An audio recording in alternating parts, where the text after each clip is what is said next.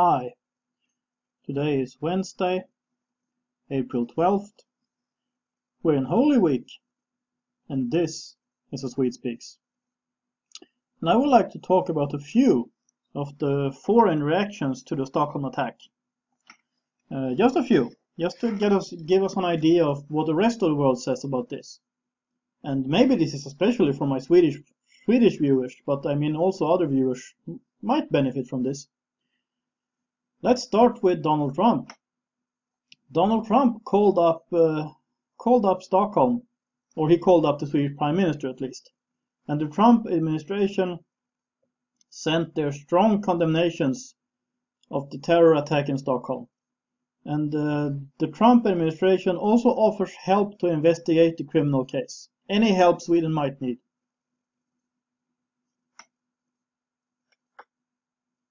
And I'm sorry that I have to say this, but you know what, Sweden? Donald Trump was right. Look what happened in Sweden. But he said, look what's happening in Sweden. Anyway, so he was right.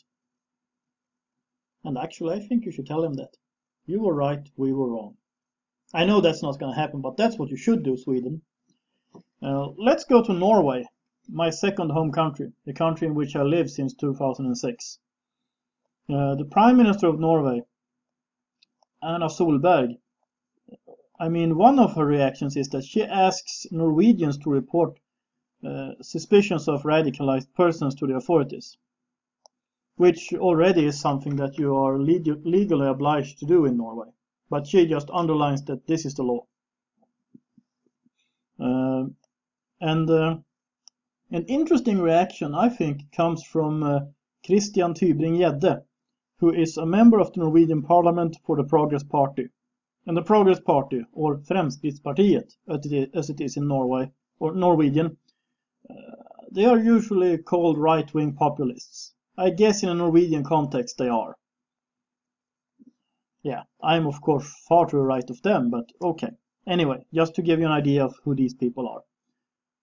And Christian Tybring-Gjedde is sort of an outsider in the party, that much I know.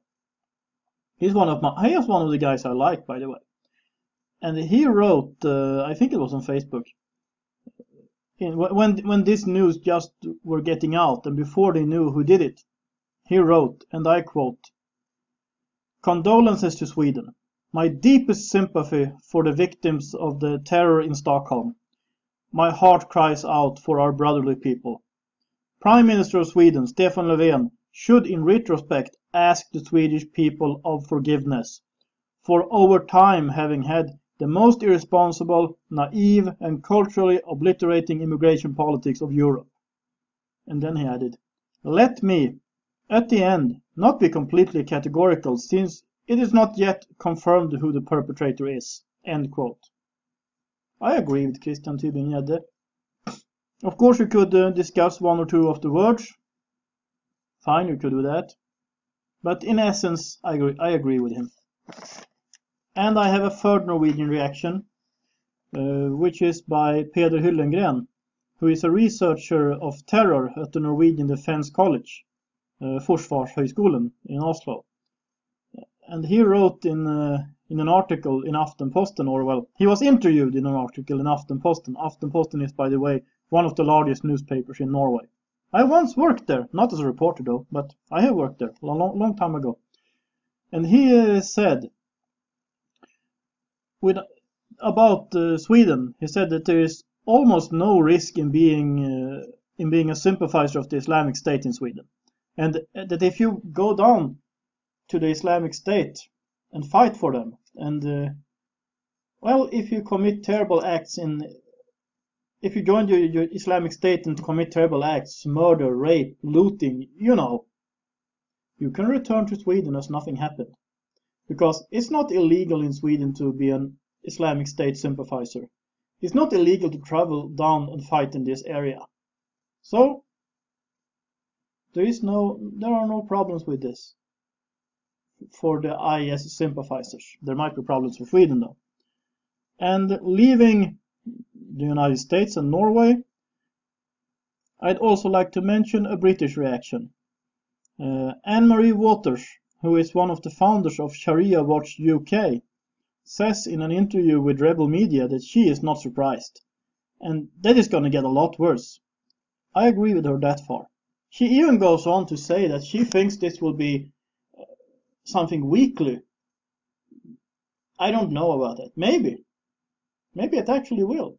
And I mean, why am I looking at these foreign reactions to this? Well, because often people outside of Sweden are able to see the things that the Swedes can't see, and especially the Swedish politicians and the Swedish media cannot see, because they are so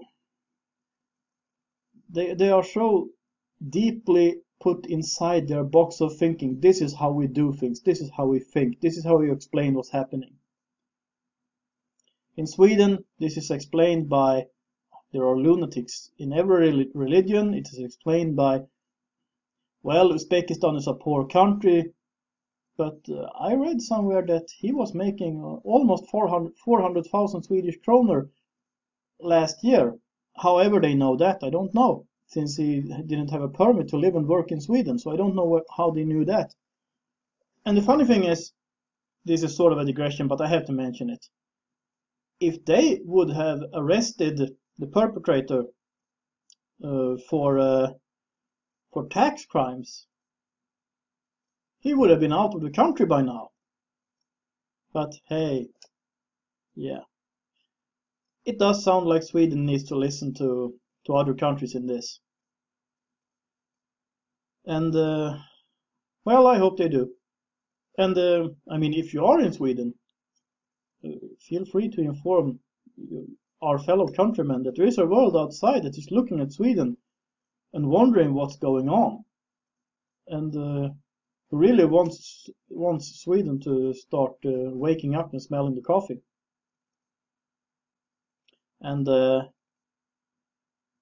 that's what I have to say about this right now. I would like to thank the people who are supporting this channel through Patreon, through PayPal, through prayers.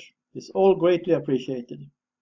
And if you like this channel, please subscribe so you don't miss anything. Please share this video on social media, on Facebook, Twitter, whatever. I'm trying to reach 1,000 subscribers, and it's getting closer. I had a 901 last time I checked, a little while ago, so it's getting closer. But please help me with this. And if you got something to say, feel free to comment. Like this video if you like it. And, well, and of course, I would also like to encourage you to support this channel. And I will include all the necessary information in the information box below. And by the way, some of the commenters asked about the British pillow, or the British cushion, as some say. Depends on if you're using American or British English, I suppose. So I brought it back for you, and that's it. This is A Swede Speaks. Have a nice day.